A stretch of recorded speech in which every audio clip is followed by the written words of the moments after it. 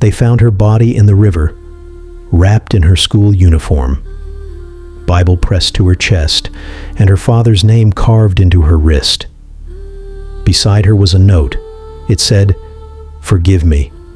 I tried to fight it, but I was born for sacrifice." Everyone cried that day. Church members screamed. The press came with cameras, but her father just stood still, staring into nothing. Nobody knew that was his second child in 2 years. Nobody knew the truth was darker than death. But to understand how we got here, we must go back to when she was still smiling. Back to when the lies were still dressed like Sunday suits. Back to when she called him Daddy. It started like any normal morning. She was late for school again, and her twin brother was already honking the car horn like he was mad. She rushed down the stairs with toast in her mouth, one shoe in her hand, and her school bag wide open like her life. The house smelled like Bible oil and fresh pancake. Her mother was in the kitchen, humming a gospel tune. Her father sat at the dining table in his usual white robe, reading from the book of Psalms like always. He looked up and said, "My daughter, you will be great among women." She smiled and replied, "Daddy, please don't start your prophecy this morning. I'm already late." He laughed and nodded. "May the Lord protect your steps," he said. That was the last time she saw her father smile with both eyes. Their church was called Living Ark of Fire and Blood Ministries. To outsiders, it was a place of miracles. To insiders, it was a place of rules. Nobody wore trousers, no earrings, no lip gloss. The girls prayed before speaking. The boys fasted before exams. Nobody questioned the man of God, not even his children. But that week, strange things began to happen. Her youngest sister started sleepwalking, always whispering the same thing.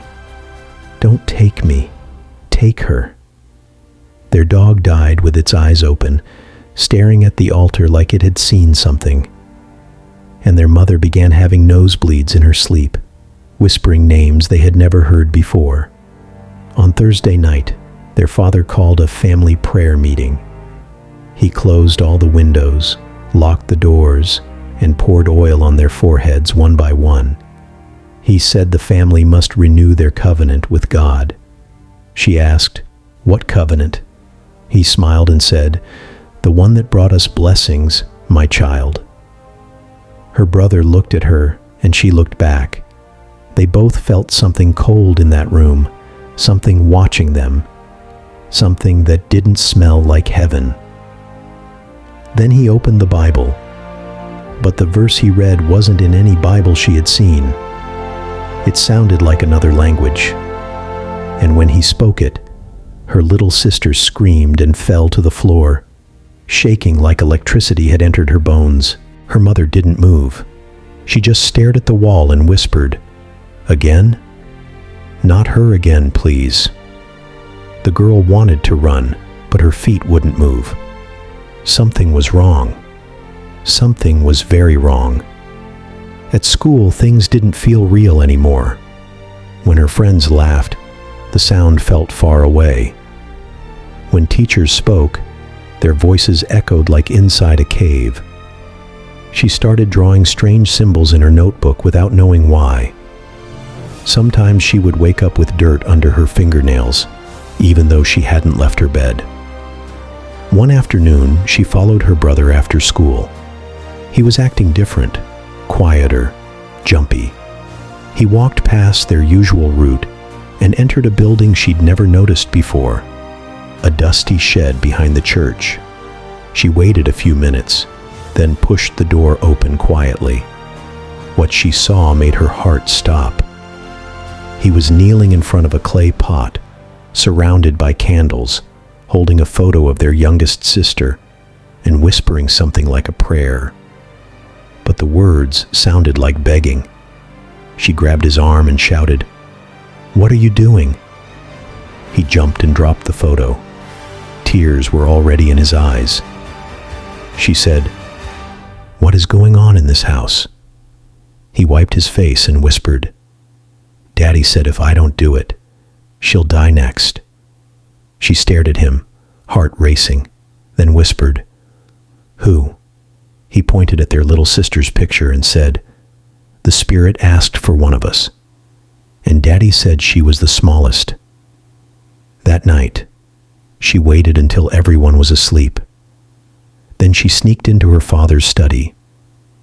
She remembered he always kept the key inside a fake Bible on the shelf. It was still there.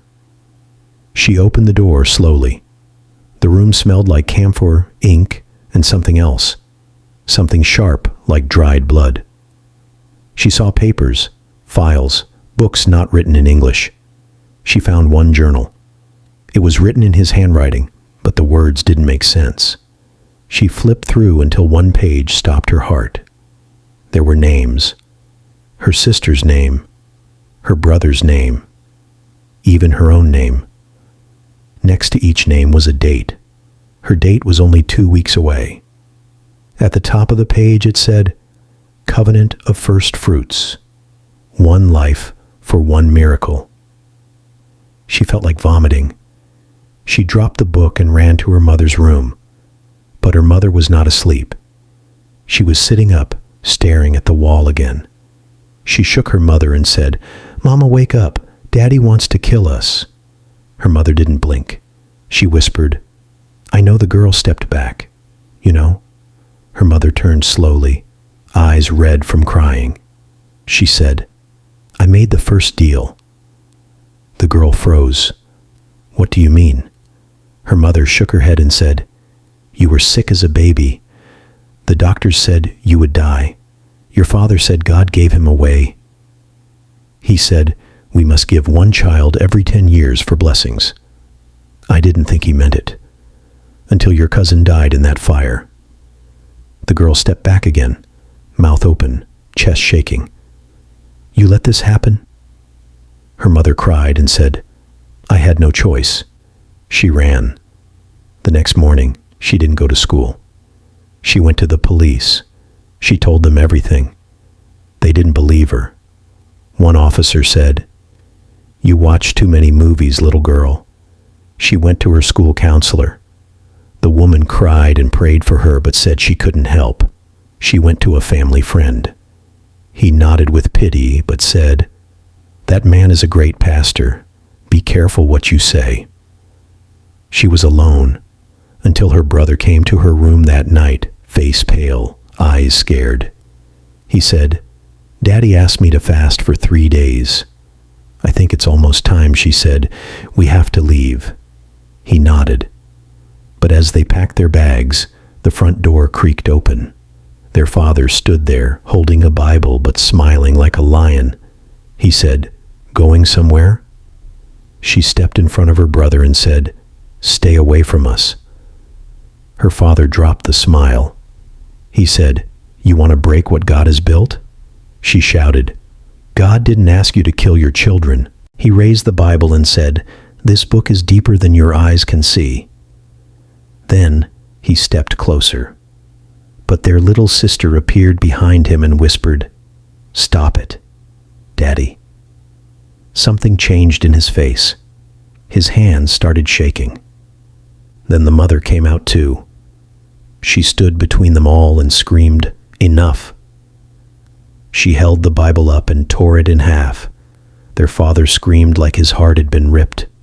The candles went out. The room shook. The girl fainted. When she woke up, it was morning. Police cars were outside. People were everywhere. Her mother sat by the wall, hands covered in blood. She kept saying, I ended it. I ended it. I ended it. Her brother was being carried away in an ambulance, unconscious, but breathing. Her little sister was sitting in a blanket, quiet but alive. But their father was gone. They searched the whole house. They searched the shed. They searched the church. No trace, only a note left on the altar. It said, God called for one more. And below it, written in the same handwriting, were only 2 words. She chose. The girl didn't speak for 3 days. Then she wrote her own note. She wore her school uniform one last time. She held her Bible. She walked to the river. And the rest, you already know. Before her body touched the water, she stopped. She stood at the edge of the river, wind in her face, heart pounding like war drums. She looked at the sky and whispered, "If you are real, then show me why you let this happen." The sky didn't answer, but someone behind her did. Her name echoed in the wind, soft, scared, her little sister's voice. She turned quickly. The girl stood barefoot, holding the torn half of the Bible, eyes red and swollen. She said, "Don't leave me, please." The older sister stared at her, tears already falling. She dropped the Bible and ran into her arms. They cried together. And for the first time in weeks, it felt like morning. But this was not the end. This was only the middle of a story that had begun long before they were born. After the funeral, because yes, they faked her death to protect her, the city forgot her. The news stopped talking. The church members moved on. But at home, her mother never recovered. She sat in her room every day, whispering names of the dead. Sometimes she would cook and set the table for people who weren't there. Other times she would walk outside at midnight and stare at the moon for hours. The doctor called it a mental break. But the girl knew better. She knew guilt had made a home inside her mother's mind. Her brother, after weeks in the hospital, came back different. He didn't talk much. He just drew in his notebook.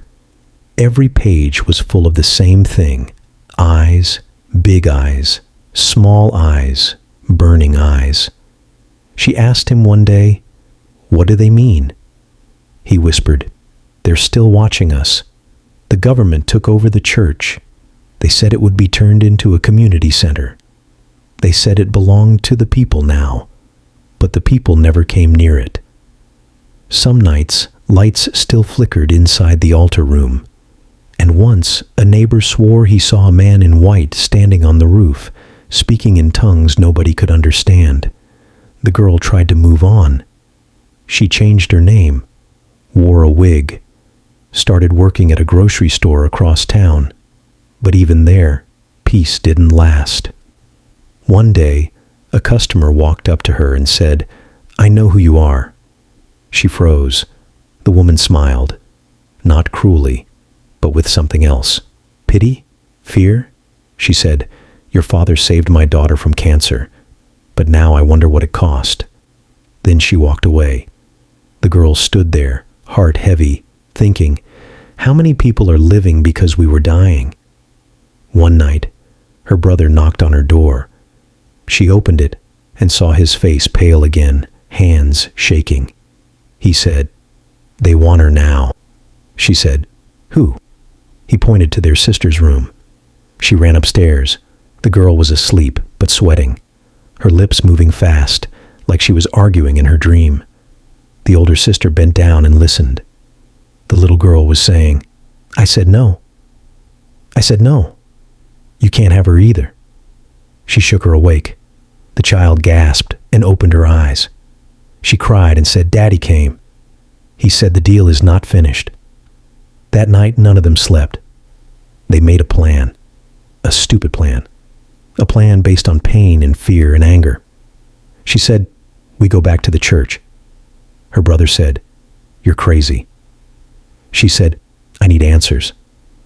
He said, "Answers won't help if we're dead." But she didn't care anymore. She wanted to know what her father did. She wanted to break it, end it for good.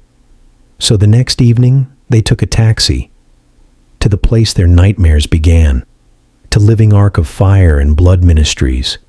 The building was dark, locked, and dusty, but the key was still under the stone flower pot, just like it used to be. They stepped in slowly. Everything looked the same, but older. like time had stopped and just sat still. The wooden cross was broken. The candles were burned down to stumps. The altar was covered in strange chalk marks. She stepped forward and whispered, "Why here?" Her brother walked toward the pulpit and picked up a torn page. He read it out loud, slowly, his voice shaking. "To give a child is to give legacy.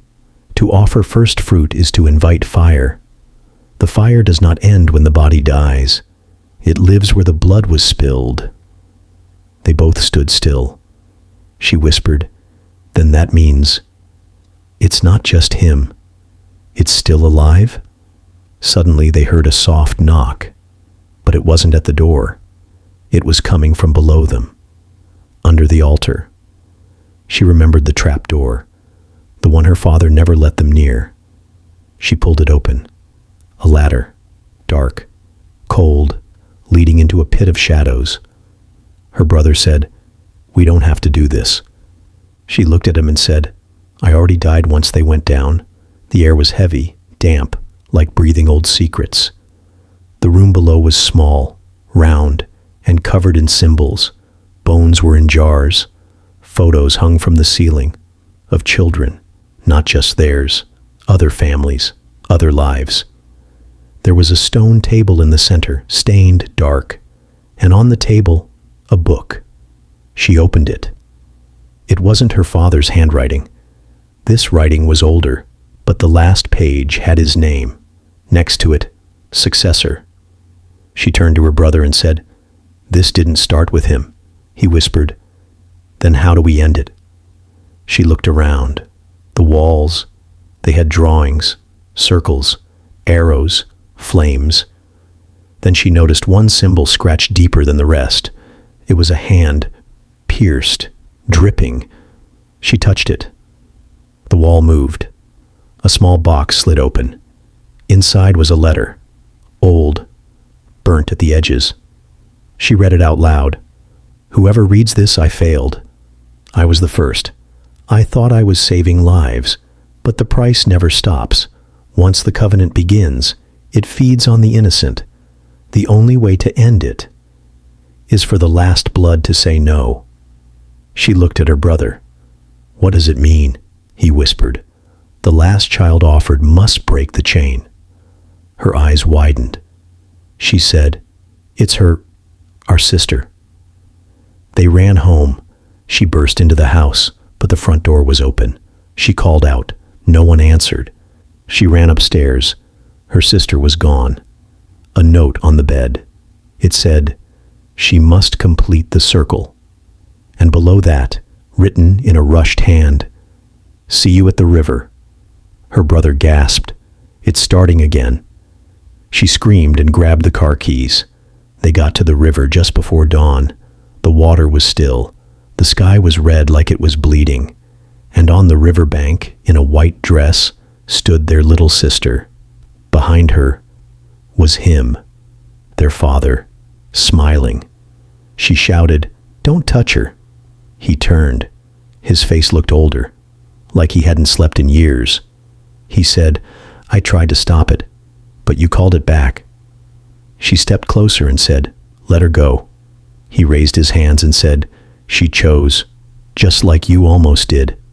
Her brother ran to grab the girl, but the father shouted words in that same strange tongue.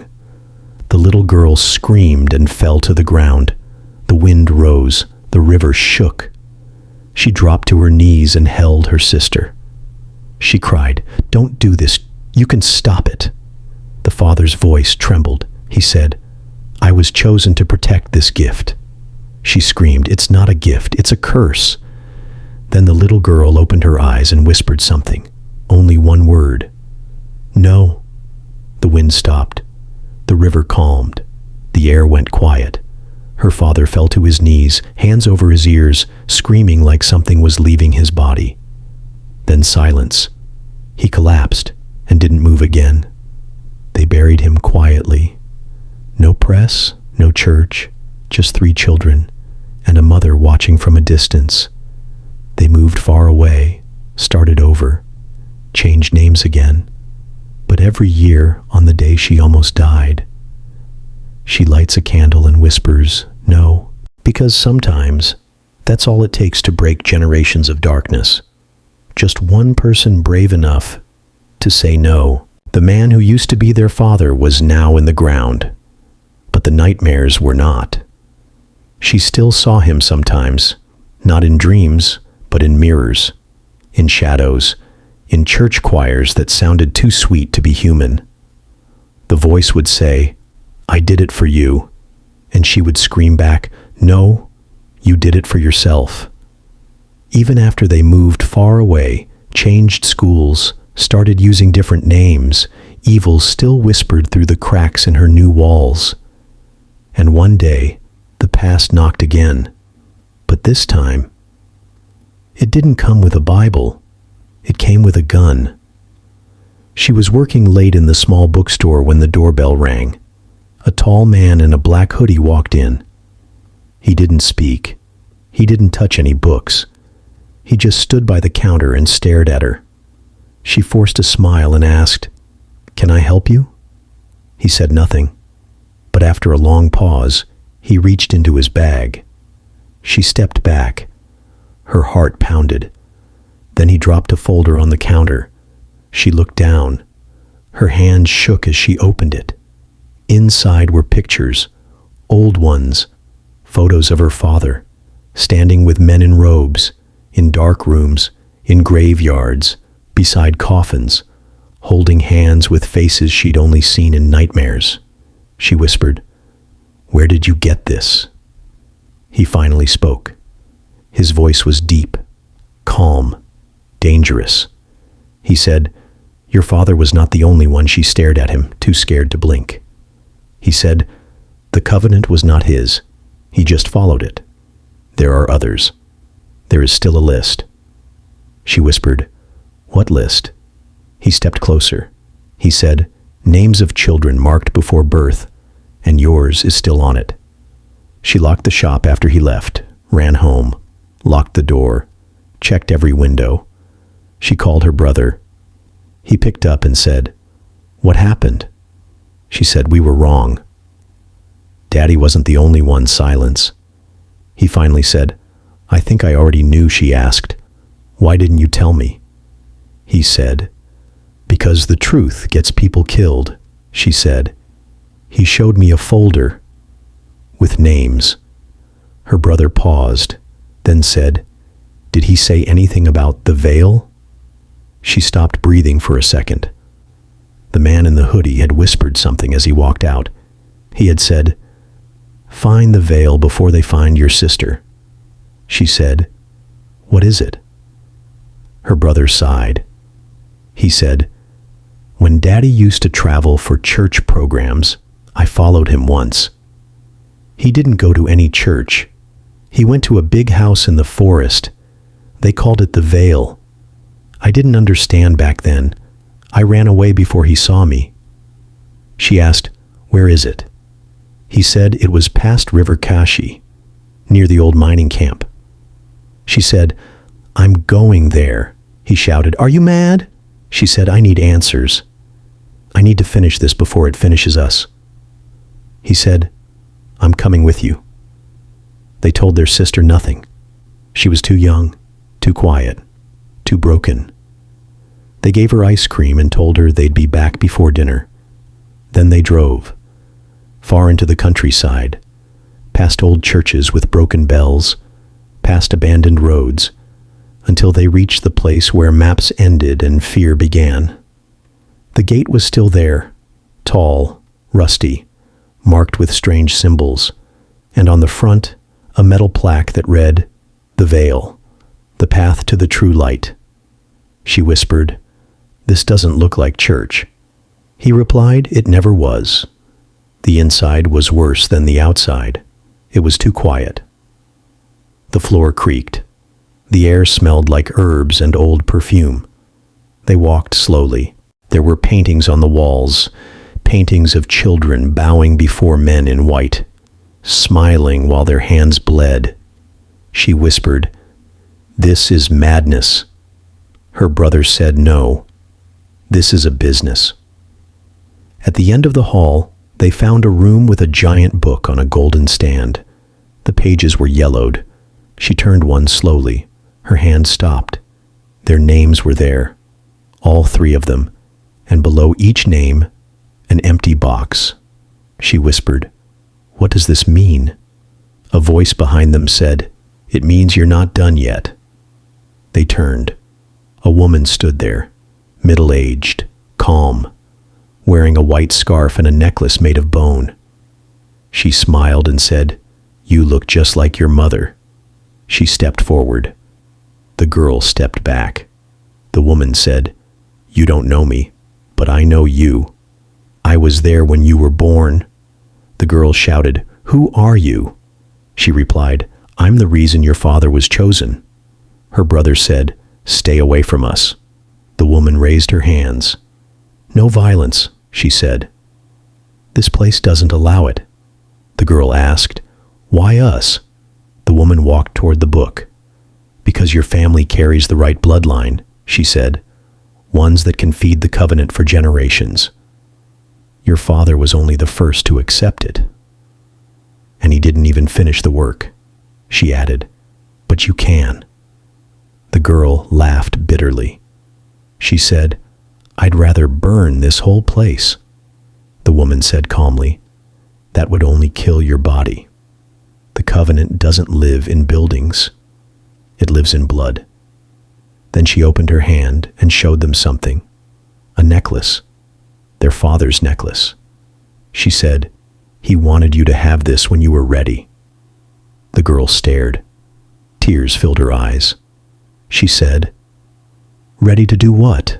The woman whispered, "Ready to take his place." The ground began to shake. The book flipped on its own. Candles lit without fire. The brother grabbed her hand and shouted, "Let's go!" The woman shouted after them, "You can run." But the blood always remembers. They ran. Through the hall, out the door, into the car. Tires screeched, engine roared. They didn't stop until they reached the edge of the city. That night she held the necklace in her hand. It was warm, too warm. She dropped it, but it was back on her neck the next morning. She screamed. She threw it into the fire, but it reappeared on her pillow. She cried. Her brother said, "It's trying to mark you." She said, "Then how do I unmark myself?" He said, "We need someone outside the covenant, someone stronger, someone who never took the deal, someone who can cut the bloodline without spilling blood." They found him 2 days later, an old man, a former priest, living alone near the hills.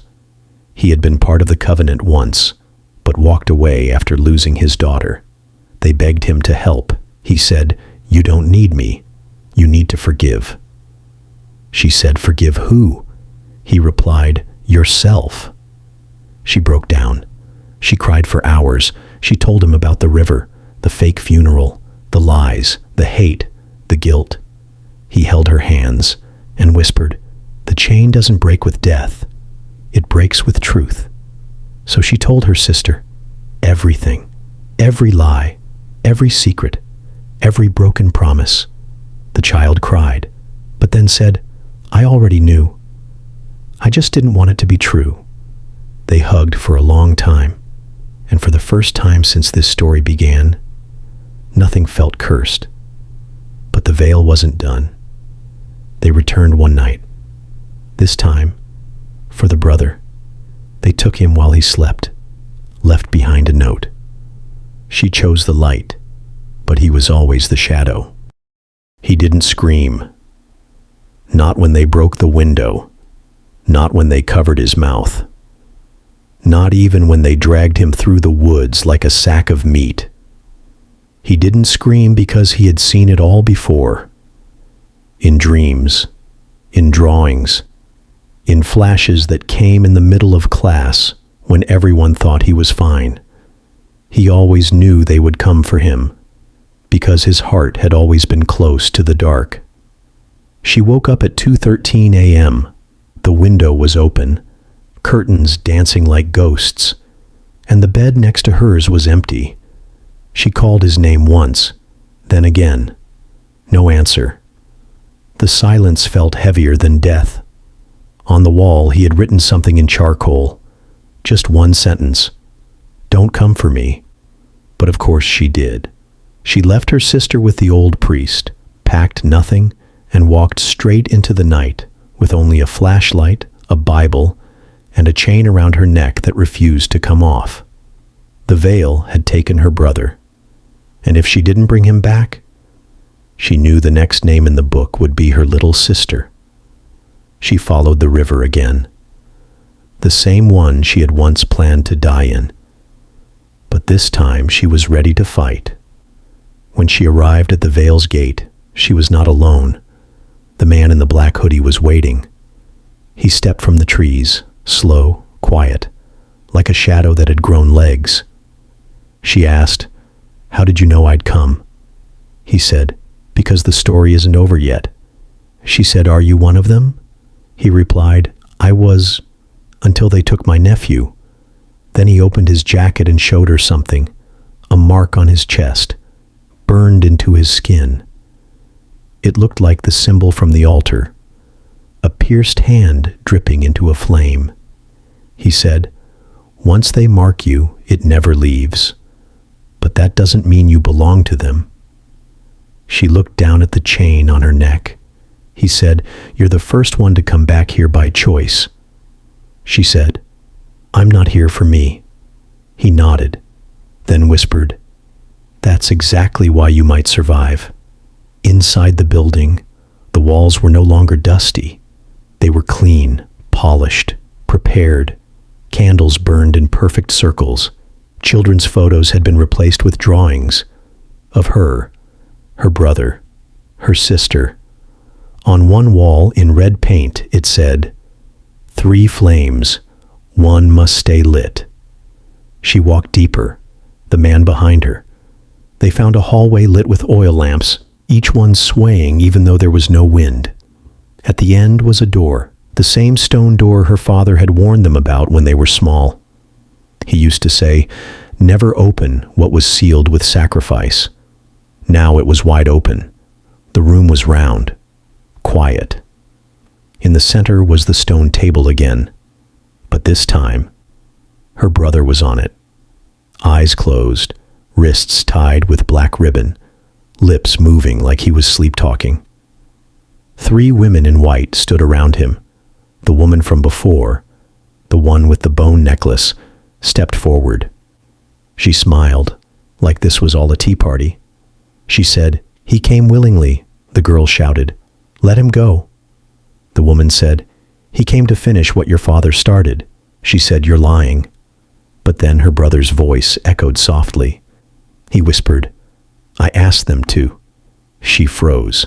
He opened his eyes, looked right at her, and said, "I'm tired of fighting the curse. Maybe it's easier to give in." She ran to him, tried to untie the ribbon, but it burned her hand like acid. She screamed. The hoodie man pulled her back. He said, "They've started the sealing." She shouted, "How do we stop it?" He said, "Only blood or truth can break a ribbon." She looked at her hand, red and blistered, then looked at her brother, pale and almost gone. She stepped forward and whispered, "Then let me speak the truth," the women hissed. The candles flickered, the walls cracked, but she didn't stop. She shouted, "I hated him, our father. I hated him for what he did. I hated our mother for staying. I hated you for pretending it didn't hurt you too. But I hate myself the most, because I wanted to leave you all behind and disappear." The flames grew high. The ribbon began to smoke. She cried louder, "I blame myself for everything. I thought maybe if I was better, smarter, stronger, holier, maybe the devil wouldn't want me." She looked at her brother. "But you never stopped drawing eyes. Maybe you were watching for me. Maybe you knew I'd come back." The ribbon snapped, like thunder in a small room. The women screamed and vanished in smoke. The ground shook. The table cracked in half. Her brother gasped like he was reborn. The hoodie man pulled them both out just as the roof began to fall. Outside, they didn't speak. They just sat under the stars, bleeding, breathing, broken. She looked at him. He looked at her, then said, "I'm sorry for giving up." She replied, "I'm sorry for almost letting you." They smiled, and for the first time in their life, it wasn't forced. They went back home the next day, but something had changed. The necklace on her neck? Gone. The drawings on his notebook? Blank pages now. The little sister? Smiling again. And on the TV, news broke about a fire. The veil had burned to the ground. No survivors, no records, no history. Just smoke and silence. But one thing stayed. On the doorstep of their home, someone left a box. No name. No address. Inside it, the book from the altar. The name's still there. But this time, 3 of them had been crossed out. And one line written in red ink. The blood refused, but the debt is still unpaid. The book sat on the table like it was breathing. She stared at it for hours. No one touched it. No one dared. 3 names were crossed out. Hers, her brother's, her sister's. But the last line haunted her. The blood refused, but the debt is still unpaid. Her brother said, "Maybe it's a threat." She said, "No, it's a warning." He asked, "What do we do?" She said, "We burn it." He nodded. They took the book outside, poured fuel on it, lit a match. But the fire stopped at the cover. The book didn't burn. It hissed, then closed itself, and opened on a new page, with just one word written in ink that looked too fresh. Next. They took the book to the old priest. He looked at it, sighed, and said, "This thing is older than paper. It was never meant to be read by humans." She said, "Then why was it in our house?" He replied, "Because someone in your family opened the first door." Her brother asked, "Then what is the debt?" The old man paused, then said, "When someone breaks a covenant, it doesn't vanish. It searches." She asked, "Searches for what?" He said, "For someone new, someone who will accept the weight." That night, the air felt heavier. Their sister had a nightmare again. She kept crying in her sleep, "I'm not the one, I'm not the one." They ran to her, held her hand, but when she opened her eyes, she didn't speak. She just pointed to the window. There was nothing outside, but when they looked again, a symbol had appeared on the glass, a hand, dripping, same as before. But this time, the drop was falling onto a new name, and it wasn't theirs. It was someone they had never heard before. She called the man in the hoodie. He picked up on the first ring. She said, "The book is choosing someone else." He replied, "I know." She said, "How?" He said, "Because I saw it too. It chose my nephew Silence." Then he added, "I think it's jumping bloodlines." She asked, "Then how do we stop it?" He said, "By destroying the root." She said, "The veil burned down." He replied, "Not the building, the origin." She asked, "Where?" He said, "There's one last place no one has touched." Then whispered the name, "The Mountain of First Fire." They left before dawn. The priest warned them, "What you'll find there is not evil, it's older than evil." The girl replied, "We're already past fear." The mountain wasn't on any map, it wasn't high, but it felt tall, like it looked down on the world. The trees near it didn't move, no birds sang. The ground felt soft, but not like earth, like something buried beneath it was breathing. The top of the mountain had no grass, just ash, and a stone altar, ancient and cracked. Her brother said, "This is it." She stepped forward, placed the book on the altar, opened it. The wind howled, the sky darkened, and suddenly, The book turned to flames on its own, but not burning. It glowed, and from the pages, a voice whispered, hundreds of voices layered together. "A price must still be paid," she shouted. "Then take me." The voices laughed, then said, "You already did." But it wasn't enough. She fell to her knees, screamed, "Then what do you want?" The voices whispered, "A volunteer." The man in the hoodie stepped forward. He said, "I'll do it." They turned. He said, "I've seen too much. I've done too little. Let it end with me."